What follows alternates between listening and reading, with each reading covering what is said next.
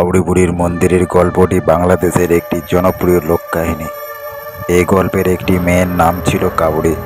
কাউড়ি ছিল খুব ধার্মিক ও ভক্তিমূলক। তার পুজোর ভক্তি এবং নিষ্ঠা দেখে দেবী তার প্রতি সন্তুষ্ট হন এবং তাকে আশীর্বাদ করেন।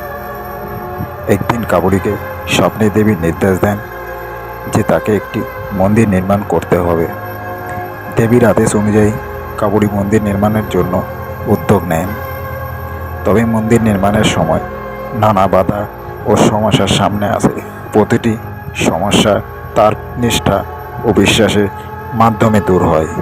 অবশেষে মন্দির নির্মাণের সম্পূর্ণ হয় এবং সেই মন্দিরটি পরিচিত পায় কাউড়ি বুড়ি মন্দিরের নামে।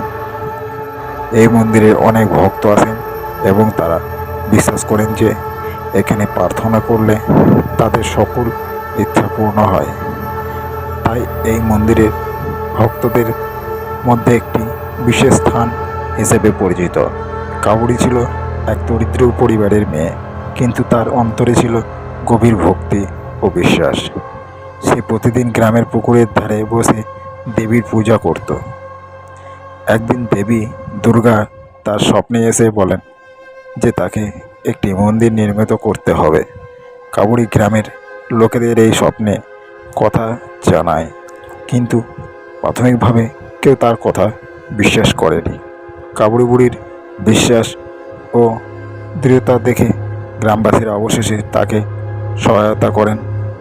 মন্দির নির্মাণের সময় বিভিন্ন ধরনের প্রাকৃতিক ও অপ্রাকৃতিক বাধা আসে, কিন্তু প্রতিটি বাধা দেবী আশীর্বাদ সহজেই দূর হয়ে যায়।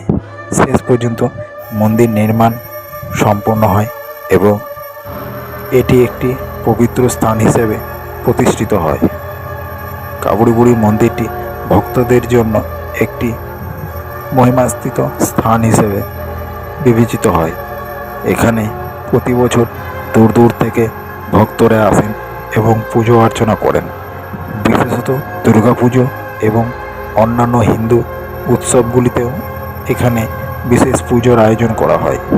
ভক্তরা বিশ্বাসত করেন যে এখানে প্রার্থনা করলে তাদের সকল ইচ্ছা পূরণ হয় এবং জীবনে নানা সমস্যার সমাধান হয়। কাউড়ি বুড়ির মন্দির একটি বাংলাদেশের বিখ্যাত ধর্মস্থল। এটি খুলনা জেলার কাউড়ি বুড়ি গ্রামে অবস্থিত।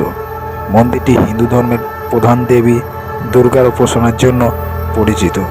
এটি সাধারণত দুর্গাপুজো এবং বিভিন্ন হিন্দু উৎসবের ভক্তদের পরিসেবিত হয়। কাউড়ি বুড়ি মন্দিরের সাধারণত চারপাশে বাগান ও একটি শিল্পকলার ভিত্তিতে নির্মিত হয়েছে। মন্দিরের মূল